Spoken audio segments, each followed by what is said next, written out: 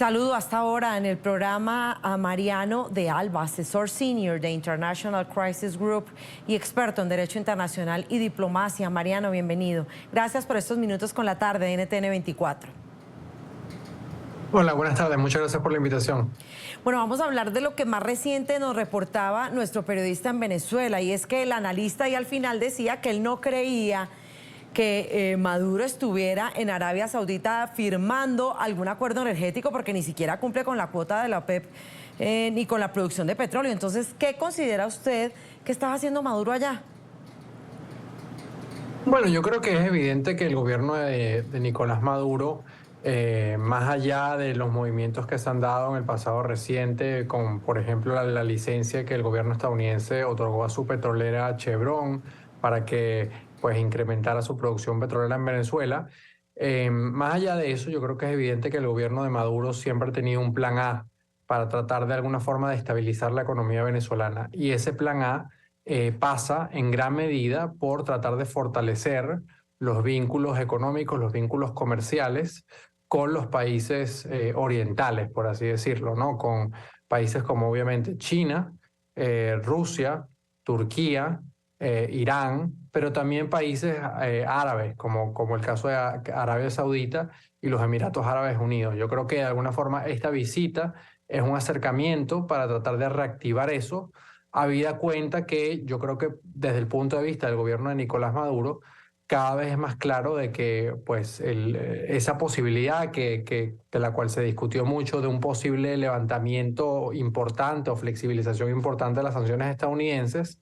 está lejos de ocurrir en la medida pues, de que, como ya se ha conversado en este programa, pues el gobierno de Maduro no parece estar en disposición de hacer las concesiones, de hacer los movimientos que el gobierno de Estados Unidos espera y que puso en la mesa o que ofreció a cambio del levantamiento de sanciones. Si es factible entonces, Mariano, que llegue a algunos acuerdos, los que sea que esté haciendo, realmente que ayuden al pueblo venezolano. Bueno, yo creo que están explorando la posibilidad, por ejemplo, de que Arabia Saudita evalúe ayudar a Venezuela en tratar de incrementar la producción petrolera. Recordemos que este año hubo un cambio de administración en PDVSA, luego del escándalo con el señor Tarek El Aissami, y de alguna forma yo creo que el gobierno de Maduro pues ve en Arabia Saudita un país, en primer lugar, poderoso económicamente, que además es un país también petrolero, es decir, también tendría la capacidad, pues Arabia Saudita es uno de los países que tiene una de las producciones petroleras más altas del mundo, y justamente Venezuela está en la búsqueda de tratar de aumentar, o el gobierno de Maduro está en la búsqueda de tratar de aumentar su producción petrolera. Y todo esto se enmarca también mucho, quizás donde coincide, donde cuajan las piezas, es que Arabia Saudita últimamente, aunque esta visita del secretario de Estado Blinken es para tratar de reparar un poco las relaciones entre el Reino de Arabia Saudita y Estados Unidos, pues Arabia Saudita está mucho en la tónica del mundo multipolar, de tratar de salirse del enfrentamiento entre Estados Unidos y China y tratar de alguna forma de generar otras alternativas desde el punto de vista geopolítico. Una alternativa que se habló muy recientemente es que Arabia Saudita forme parte del Banco de los BRICS, que se ha venido a menos porque pues está allí Rusia y obviamente nadie quiere tener mucho que ver con Rusia, pero yo creo que también de alguna forma Arabia Saudita está tratando de ver cómo puede tener una política exterior menos dependiente de Estados Unidos y más autónoma. Y creo que de alguna forma el juego o la estrategia del gobierno de Nicolás Maduro, pues lo vimos también cuando visitó Brasil la semana pasada, también va por ese camino. Eso le iba precisamente a preguntar, Mariano, y usted me da pie para hacerle precisamente esta pregunta, porque desde hace un año Maduro no realizaba una gira internacional. En junio de 2022 se entrevistó con los mandatarios, ya lo anticipabas, de Turquía, de Argelia, de Irán, de Kuwait y de Qatar, y muchos lo llamaron una gira opaca. Ahora viene de Brasil. Usted es experto en temas de diplomacia. Esto, además de buscar intereses en temas económicos, pues también busca mostrarlo a él otra vez como el mandatario, el líder que viaja, que cumple giras internacionales como cualquier otro que no está arrinconado como lo estuvo. Sí, yo creo que, a ver, no creo que ese sea el factor principal de sus viajes. Yo creo que la principal preocupación de Maduro en este momento es que se le viene encima una campaña electoral y en cualquier campaña electoral hace falta dinero y el gobierno de Maduro quisiera estar en una posición económica mejor para de alguna forma gastar dinero y que eso dé una impresión de que la situación en Venezuela está mejorando justamente cuando vemos que desde inicios de este año la situación económica en Venezuela se ha deteriorado sustancialmente. Entonces yo creo que esa es la principal preocupación, pero también hay algo de esto, de un Maduro que empieza a viajar más internacionalmente, los cambios de gobiernos en la región, en América Latina, lo favorecen y pues independientemente de que hay gobiernos críticos como el gobierno de Chile, como el gobierno de Uruguay, también de alguna forma se pasó a la página de la estrategia del aislamiento y se cree que pues, hay que tratar de lidiar con el gobierno de Nicolás Maduro,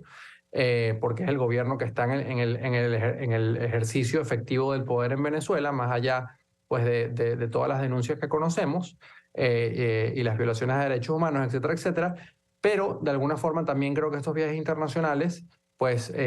Maduro, que pues no son pocas las tensiones que también existen y han existido este año dentro del gobierno, Maduro también quiere dar una imagen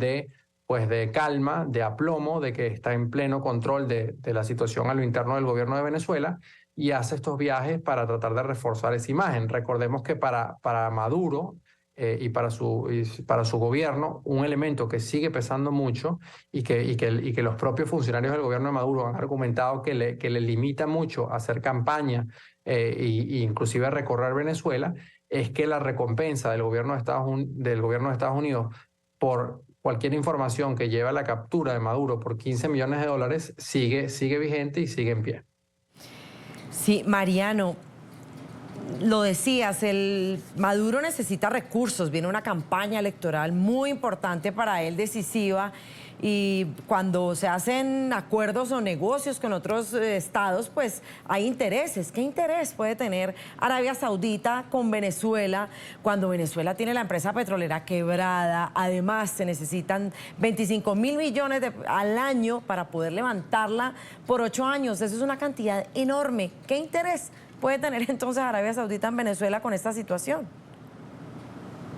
Sí, bueno, de hecho, esa es una buena pregunta en el sentido de que lo que se ha visto hasta ahora del viaje de Maduro es muy poco en términos de anuncios concretos. Más bien lo que se conoció hace unas horas es que va a haber una reactivación de una comisión binacional entre ambos países en diciembre en Riyadh, en la capital de Arabia Saudita, para tratar de avanzar algunos acuerdos. Yo no creo que Arabia Saudita tenga un gran interés económico en Venezuela. El principal recurso del cual sigue dependiendo y que sigue produciendo Venezuela es el petróleo y Arabia Saudita tiene petróleo de sobra.